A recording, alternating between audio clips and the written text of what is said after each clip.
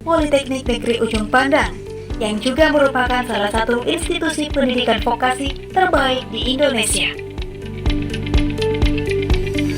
Berdiri. Hai guys, perkenalkan nama saya Sintia Rahma Pratiwi dengan NIM 45223112. Saya dari kelas 1E Administrasi Bisnis. Nah, hari ini saya akan memaparkan beberapa hasil dari presentasi saya. Nah, sebelum kita beranjak ke materi yang sesungguhnya atau permasalahan itu, saya akan memberitahukan kepada kalian mengapa sih kita harus tahu apa itu penilaian saham. Nah, penilaian saham itu adalah menilai kelayakan investasi. Penilaian saham membantu diri Anda memahami apakah harga saat ini wajar atau mahal. Nah, kita lanjut selanjutnya, yaitu adalah adapun rumusan masalah yang akan saya bahas pada presentasi kali ini. Yang pertama adalah mengapa nilai saham berbeda, kemudian bagaimana menilai saham, yang ketiga adalah risiko investasi saham, dan yang keempat adalah cara menghitung keuangan yang relevan. Baik, selanjutnya kita masuk ke permasalahan yang pertama, yaitu adalah mengapa nilai saham berbeda. Nah, nilai saham ini berbeda karena dipengaruhi oleh 3 faktor. Yang pertama adalah nilai buku. Nilai buku nilai berdasarkan laporan keuangan perusahaan. Laporan ini bukan cerminan dari nilai pasar yang sebenarnya karena tidak memperhitungkan faktor-faktor seperti potensi pertumbuhan dan lain-lain. Kemudian, faktor yang kedua yaitu adalah nilai pasar. Harga saat ini di pasar saham dipengaruhi oleh persepsi pasar, sentimen investor, dan kondisi ekonomi. Nah, yang ketiga itu adalah nilai intrinsik. Nilai sebenarnya suatu saham berdasarkan analisis fundamental. Ini yang paling dicari oleh investor jangka panjang. Nah, ingat teman-teman, sebelum melakukan investasi saham, kita harus tahu. Jangan sampai pada saat kita memperjualbelikan saham, kita bertanya-tanya mengapa nilai ini berbeda dari nilai yang satunya. Karena nilai saham berbeda dipengaruhi oleh 3 faktor ini. Kemudian, bagaimana sih menilai saham? Nah, pada slide ini kita akan membahas bagaimana kita menilai saham. Cara menilainya itu terdiri dari 3 cara. Yang pertama adalah diskon arus kas bebas, kemudian rasio keuangan, yang ketiga adalah model pertumbuhan kordon. Nah, untuk teman-teman yang nantinya akan memperjualbelikan saham kalian, terlebih dahulu sebelum kalian menjual saham kalian harus mengetahui bagaimana cara dalam menilai saham. Karena jika kalian tidak mengetahui, maka yang kita takutkannya itu adalah terjadi kecurangan. Nah, adapun cara menilai saham yang pertama adalah diskon arus kas bebas. Nah, proyeksi arus kas bebas, estimasikan arus kas bebas masa depan, biasanya 5 tahun hingga 10 tahun ke depan. Arus kas bebas dihitung dengan menggunakan rumus. Arus kas dengan rumus yaitu adalah arus kas bebas sama dengan laba bersih dikurang penyusutan dan amortisasi dikurang belanja modal dikurang perubahan modal kerja. Nah, untuk yang kedua caranya yaitu adalah rasio keuangan.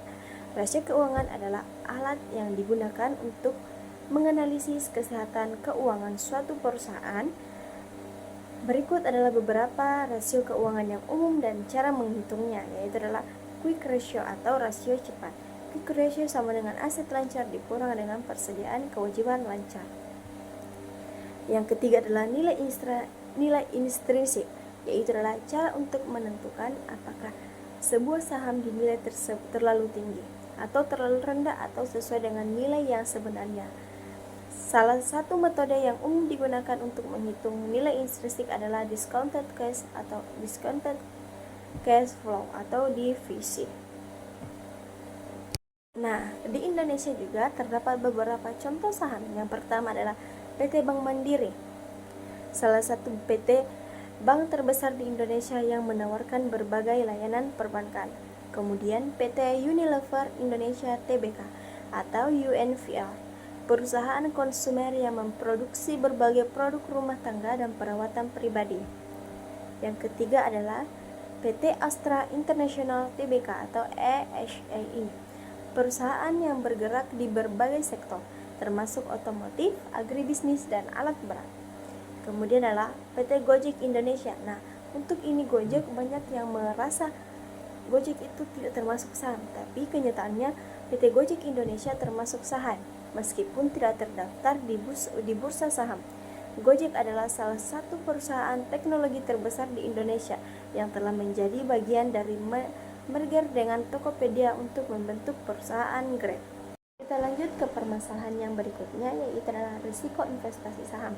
Baik, sebelum kalian memulai investasi saham, ada baiknya kalian mengetahui apa saja risiko dari investasi saham. Jangan sampai nanti kalian sudah terlanjur dalam ikut investasi saham tetapi tidak mengetahui risiko-risikonya.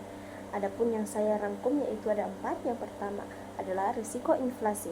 Ketika inflasi naik, daya beli turun sehingga nilai keuntungan dari saham bisa berkurang atau tidak cukup untuk mengalahkan tingkat inflasi. Yang kedua adalah risiko likuiditas. Kesulitan dalam menjual saham dengan cepat tanpa mempengaruhi harga pasar. Saham dengan volume perdagangan rendah biasanya lebih sulit dijual dengan harga yang wajar. Nah, untuk yang ketiga itu adalah risiko suku bunga.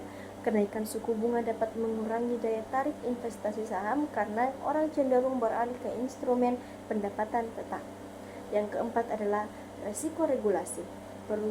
Perubahan kebijakan pemerintah atau peraturan baru yang dapat mempengaruhi industri atau sektor tertentu. Nah, untuk teman-teman bisa kita lihat di sini ada beberapa risiko yang saya paparkan. Saya harap dalam mengambil investasi saham itu atau melakukan investasi saham itu kita harus memahami dengan baik atau kita harus mencari tahu terlebih dahulu apa-apa saja risiko dari investasi saham. Karena jika kedepannya melakukan investasi saham tanpa memahami terlebih dahulu risiko investasi saham, maka kedepannya kita akan dibuat rugi. Malahan kita dapat mendapatkan kecurangan, bukan keuntungan. Nah, untuk yang terakhir teman-teman, yaitu adalah cara menghitung keuangan yang relevan. Menghitung keuangan yang relevan melibatkan pengeluaran dan pemasukan. Kemudian memastikan keuangan Anda seimbang dan tetap stabil. Berikut beberapa langkah untuk melakukannya. Adapun contoh perhitungan saham yang saya gunakan yaitu adalah earnings per share atau EPS. Rumus ini digunakan untuk mengukur laba bersih yang tersedia untuk setiap saham biasa yang dimiliki oleh investor. Nah, adapun rumusnya yaitu adalah EPS sama dengan laba bersih dikurang dividen saham preferen atau dibagi dengan jumlah saham beredar. Nah, untuk contoh soalnya yaitu adalah diketahui laba bersih 1 miliar, kemudian dividen saham preferen 200 juta. Yang ketiga adalah jumlah saham biasa beredar yaitu adalah 2 juta lembar. Nah, cara menyelesaikannya yaitu adalah EPS sama dengan 1 miliar dikurang dengan 200 juta, kemudian dibagi dengan 2 juta. EPS sama dengan 800 juta dibagi dengan 2 juta sama dengan EPS 400. Nah, untuk kesimpulan dan motivasi pada presentasi kali ini yaitu adalah berinvestasi bukan tentang seberapa cepat Anda bisa meraih keuntungan, melainkan beberapa bijak Anda menilai sejati dari setiap lembar saham. Pelajari, pahami, dan percayalah pada analisis Anda sendiri. Karena investasi yang baik lahir dari keyakinan yang terukur, bukan dari spekulasi yang terburu-buru. Demikianlah presentasi saya. Saya atas nama Sintia Rahma Pratiwi pamit undur diri. Terima kasih untuk kesempatan untuk